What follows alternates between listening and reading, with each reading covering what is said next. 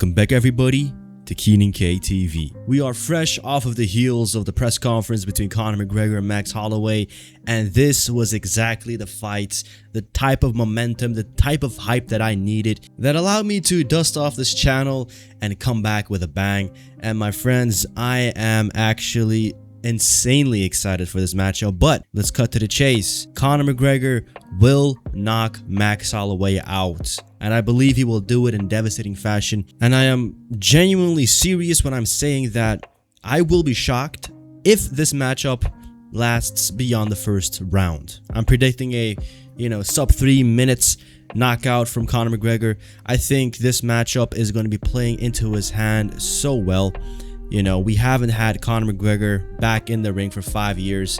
This is a massive layoff activity, the rounds in the ring. And if I'm going to be completely honest here, I'm saying McGregor will do it because I only see two things happening. I see the physicality pressing Max Holloway back. Max Holloway already has a very pacifist style. He has no issues taking the immediate backstab, and he is the type of guy that will really move around, shift out. Like, he will have Conor McGregor chasing him for real, and it'll be very reminiscent of the first fight. If you guys really remember, McGregor wasn't really able to land anything legit onto Max Holloway. His best shots were kicks to the knees, kicks to the belly, and maybe a jab here and there, but the left hand shot did not land one bit. But I also see the resemblances that will repeat themselves in the rematch, and the resemblances will be as follows. McGregor will press forward. Max Holloway will try to keep the range. He will run around fast, but I think this time around, both being heavier, older, more, tore down a little bit, and especially off of like his, really embarrassing loss to Charles Oliveira, I would have to say, right? I mean, just getting ragdolled all fight long is kind of embarrassing, especially at that level. He really stood no chance against Charles Oliveira, and so it kind of creates this whole mentality of like, okay, I can't get pressed, I cannot let him take me down, I cannot allow the clinch to happen. So Max Holloway will be a little bit more cautious than ever before with his footwork, and he will try to really create lateral movement to get out of Conor McGregor's 74-inch reach distance. But McGregor is a master at pressing, and I think the first match really allowed for Holloway to have a lot more distance because McGregor was relying so heavily on his kicks. At that time, McGregor was pretty limited with his boxing. He really was a 1-2 fighter with a great head kick selection, but ever since that fight, he has gotten a lot better. And even in his training sessions lately, you will just see that he's just coming around and implementing styles that allow him to go out there and maybe be in the pocket a little bit more and throw rounder shots and maybe create the openings then actually just picking it out, right? That was really what featherweight Conor was all about. Walk in, feint, do something that will get a reaction, step back and slip it in, right? But we have seen that, especially in his last, fights ever since 2020 against Cerrone, he will literally just press forward. He will brute force the shots to open up in the clinch against Poirier. He did the same thing, and now we're at a stage where, with his improvement in boxing and the fight against Floyd Mayweather, he is really working on that inside fighting, and I think it will really play dividends in this matchup. I don't believe, with that said, that Max Holloway will have the same space that he had in the first fight, and I don't think that he will have enough room to get away from the McGregor shots that he did in the first fight, which kind of forced McGregor to change up a style a little bit and maybe rely on that takedown here and there that ultimately costed him a knee injury. But nonetheless, I think that will be the biggest patterns, right? The heavier McGregor will press forward. He will have a more versatile boxing arsenal. He will rely on his kicks for sure, but it will not be in the sense that he will try to do that to keep Max Holloway at a certain distance where he can tame him. Max Holloway has really short arms, 69-inch reach, but he's 5'11". McGregor's 5'9", 74-inch reach, so he's really got that advantage in range, and I think he will definitely make the use of it come fight night. And the fact that Max Holloway has gotten pinned around for the last 5 rounds against Charles Oliveira, and the fight before that, or 2 fights before that, or whenever the hell it was when he lost to Ilia Topuria by knockout, I think that we are now at a stage where we also have to worry about Max Holloway's longevity in the ring. You know, Max Holloway set the record of, I believe, most significant strikes landed in the UFC, but I think he also has the record of most shots eaten as well. So, you know, it's just one of those things where you just have to question yourself, okay, well, is it time for maybe Max Holloway to slow down a little bit? You know, he looked good against Dustin Poirier, but it's just a matter of who he is fighting, you know.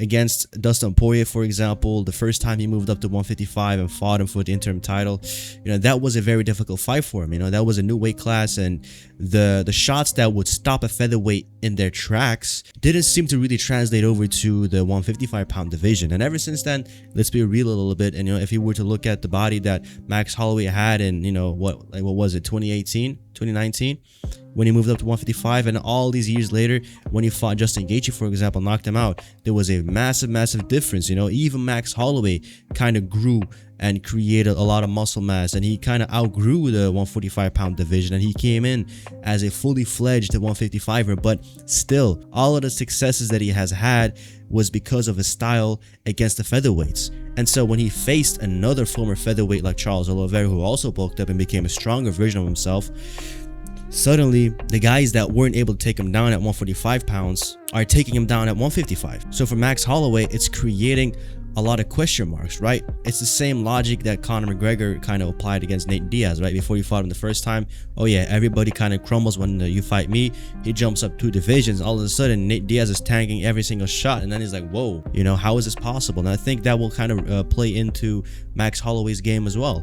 You know, he'll walk into that ring 170 pounds, and Conor McGregor will be coming in, you know, at the heaviest he's ever been, strongest he's ever been, and then he'll be like, all right, you know, like, this shot would maybe stop him at 145 or 155 even, but now, like, damn, this is kind of different, right? Conor's able to take these shots, and he can't really stop Conor from pressing him forward. Now, obviously, will this be a whitewash?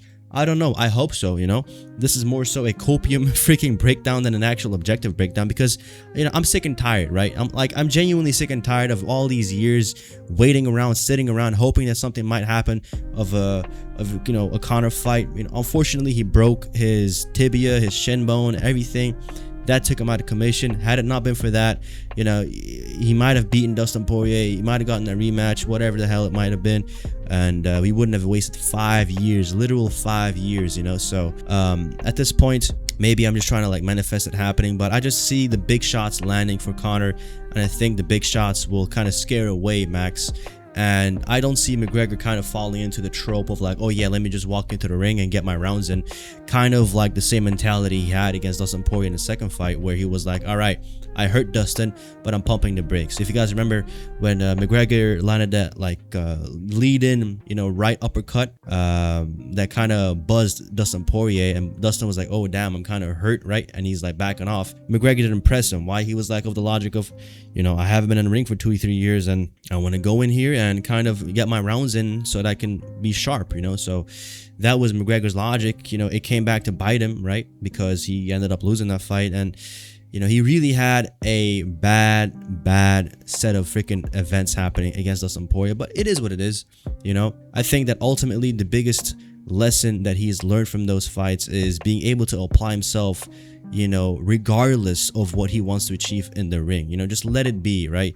You know, against Dustin Poirier in the second fight, in my opinion, his boxing was the best it ever looked. His cardio was the best it ever looked. I mean, he didn't even sit down in between the rounds. He had vascularity in his freaking abdomen, you know, so he was really ready to rock in that fight. I'm not too sure how his cardio is for this fight. I can only imagine it cannot be as good as it was 5 years ago, because that was the best McGregor in terms of cardio that we've ever seen, you know. If I'm going to be a little bit more realistic here, and if the fight goes past, you know, the second round, third round, I don't think Conor is going to really be, you know, in that fight surviving all too well, because I am of the opinion, right, that the way I'm thinking about this fight is kind of the way that Conor's thinking about it, right? That power shot will land, Max will, you know, wobble around, he'll be hurt, he'll be scared, and Conor will be going in and you know, dropping him further, right? And I think the best shots that McGregor will land is the lead in right uppercut, left straight, and then followed up by maybe a left high kick. You know, like, it's just these types of shots that McGregor will land to really hurt him. And I think you know, in the clinch, I think Conor will really show his levels A lot of knees to the body will be able to maybe tame down Max Holloway. But if Max is going to really rely on moving a lot, then I think the first round might not be the round that he's going to get the finish. Max Holloway is a very light-footed fighter. He will move around. He will be very light on his feet. He's not afraid. You know, he's not like one of those guys that are genuinely afraid of the opponent. He just knows that when he lands a shot, he can't be where he was, right? So he'll land a jab, move around right hand, move around right hand. Max is not really a fighter that will really stand his base and throw shots, you know? The only time he really seems to be doing that is when he has completely figured out his opponent and it's like about time to finish him, and then he will tee off. Or when he's pointing down into the mat, you know, like the last 10 seconds of the fight, 15 seconds, and then they throw down.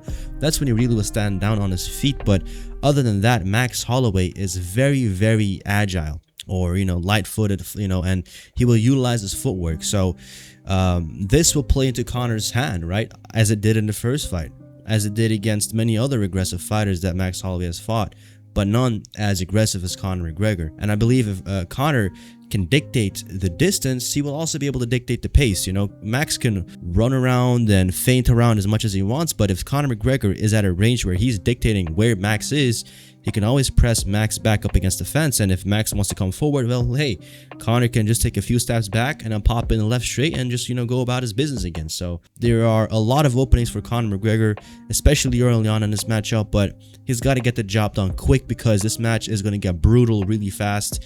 And, you know, our dreams, our hopes, everything that we want out of this fight for Conor to win is, you know, immediately going to turn really dark, right? Instead of it being a rock, you know, like not really like a Rocky story, but like a fairy tale story, it might quickly turn into a horror story. But I remain supremely confident in the fact that Conor will go out there and really set his you know, dynamic, you know, his attitude, if you will, right? He'll walk in, immediately cover the ground. I mean, he did the same thing at the press conference, right? Just immediately run to the center of the freaking, you know, contact point. Take the center of the ring. Take the center of the face-off. Be in command. You know, make the first moves. You know, take the glass off of Max. You know, go up and down. Make Max follow you, right? As soon as you are the guy dictating the pace, the tempo, what we're doing, who, like, you know, who is reacting to who, then you are in control of the fight. And that is the fights that Conor is the best in. You know, the fights where Conor was the worst in was like the fights where, for example, he was fighting Khabib, you know, when he was fighting Khabib, yeah, you know, he was pressing Khabib around, but he knew that as soon as Khabib is, you know, far away from punching range, or, you know, or maybe it's too close, he can get the clinch, or he can shoot in for a takedown from far away, and Conor can't do much about it. So that puts Conor on the defensive mindset. And I think Conor, his biggest weakness has always been his defense, because his best defense was his offense. So he cannot really, you know, get in a situation where he depends on defense. You know, when he's trying to get, like, you know, out of the way, you know, he's got good head movement when he's coming forward, but when he's going back, then he's like kind of almost in uncharted territories. He's not really comfortable in those situations. So luckily for him, he's fighting a guy like Max Holloway, who doesn't really seem to be pressing his opponents anyway. So he really relies on the fact that he can move around, tire his opponents with his jabs, right hands, and, you know, slowly, you know, tear him down, break him down, round 2, 3, 4, and then, like, you know, step it up by 5. That's the guy he is. So luckily, he doesn't have to worry about getting pressed back too much. But hey, if Conor misses a big shot and Max Holloway slips it with a big uppercut right hand, or, you know, a big counter, that will make Conor McGregor step back a little bit. And that might be the opening that Max needs to, you know, press Conor back. And, you know, the moment he presses Conor back, Conor will be in panic mode, you know. So it's just a matter of not allowing that frame of aggressiveness to be broken by Max Holloway's offense. So it's all about pressing the action forward.